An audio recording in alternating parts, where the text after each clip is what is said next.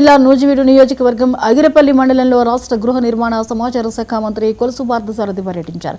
సీతారామపురంలో జరిగిన శ్రీ కోదండ రామాలయ విగ్రహ ప్రతిష్ఠ కార్యక్రమంలో పాల్గొన్నారు. తర్వాత పలు గ్రామాల్లో పర్యటించి సీసీ రోడ్లు, డ్రైనేజీలను మంత్రి పార్థసారథి ప్రారంభించారు. ఇతర జడ్పీహెచ్ఎస్లో విద్యార్థులతో కలిసి భోజనం చేసి సంతృప్తి వ్యక్తం చేశారు. రాష్ట్రంలో పరిశ్రమలు స్థాపిస్తూ రాష్ట్రానికి అగ్రశ్రేణి సంస్థలను తీసుకురావడంలో చంద్రబాబు నాయకత్వంలోని ప్రభుత్వం సఫలమైందని మంత్రి పార్థసారథి చెప్పారు. రానున్న రోజుల్లో యువతకు పెద్ద ఎత్తున ఉద్యోగాలు కల్పించడమే కూటమి ప్రభుత్వ ధ్యేయమని మంత్రి చెప్పారు. ఈ నియోజకవర్గంలో మరి ఆగిరిపల్లి మండలంలో 10,009 మంది రైతులకి 5.52 కోట్లు మరి అన్నదాత సుఖీభవ పిఎం కిసాన్ పథకం ద్వారా ఇవ్వడం జరిగింది.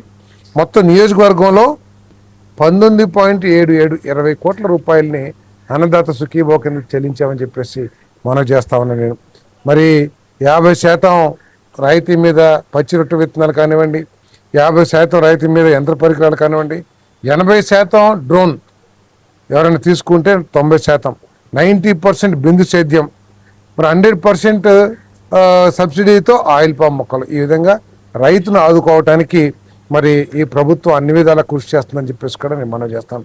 మరి గతంలో ప్రభుత్వం చెప్పింది రెండో రాజధాని లేకపోతే ఏదో రాజధాని అని చెప్పారు.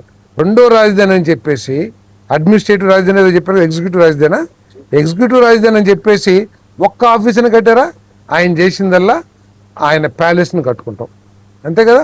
ఆ ప్యాలెస్ ఇప్పటికీ ఏం చేయాలని అర్థం కనిపిస్తుంది. కానీ 20 నెలల్లో దాదాపు 7-8 లక్షల కోట్ల పెట్టుబడులు ఉత్తరాంధ్రకే సాధించింది ప్రభుత్వం చెప్పేసి మనం చేస్తున్నాం.